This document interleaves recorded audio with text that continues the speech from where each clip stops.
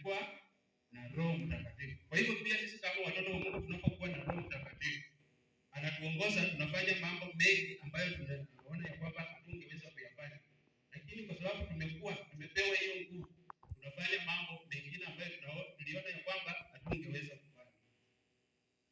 Kwa hivyo nimefafanua kitu ya empowerment, tujue ndio nini hapo tunapoendelea, na kuna njia kadhaa ambapo Mungu anatumia kwa ajili ya kutuempower sisi kama watoto wa Mungu. Ya kwanza, Holy Spirit inatupea nguvu ya kuhubiri neno la Mungu. Inatupea nguvu ya kuhubiri neno la Mungu. Ukisema Acts hiyo chapter 1 verse 8, niwaambia nasema you shall be my witness to the end of the earth. Hii mtakuwa mashahidi hadi siku ya mwisho, kwa sababu pia kupokea hiyo Roho Mtakatifu. Lakini tusipopokea ule Roho Mtakatifu, hakuna vile tutaweza kufanya nini? Witness mpaka siku ya mwisho, kwa sababu hatutakuwa na ile Roho ambaye anatuongoza.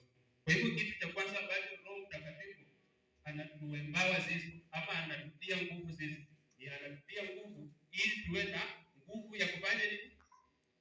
Kuhubiri neno la Mungu.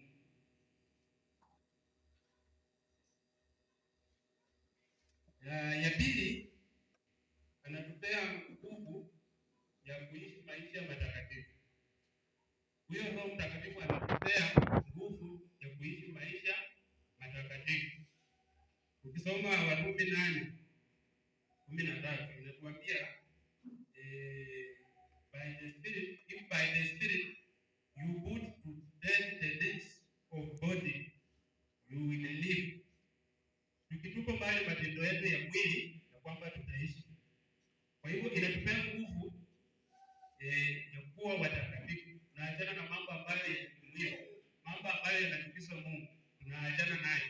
Na kisha tunaanza kupata yale ambayo neno linatuelekeza, ama Roho Mtakatifu anatuelekeza, kwa sababu tutakuwa tumejazwa na yule Roho Mtakatifu.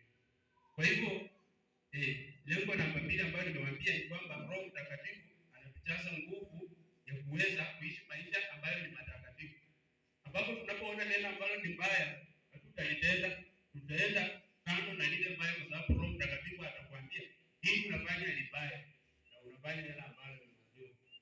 Yesu asifiwe. Ya tatu, inatupea nguvu ya kuelewa neno la Mungu. Usipokuwa na hiyo Roho Mtakatifu ndani mwako, hakuna vile utaelewa neno la Mungu. Watakuwa wanafunza, lakini wewe kwa sababu huna ile Roho Mtakatifu ndani mwako, hautaelewa chochote. Watakuwa wanafunza, lakini wewe kwa mambo yako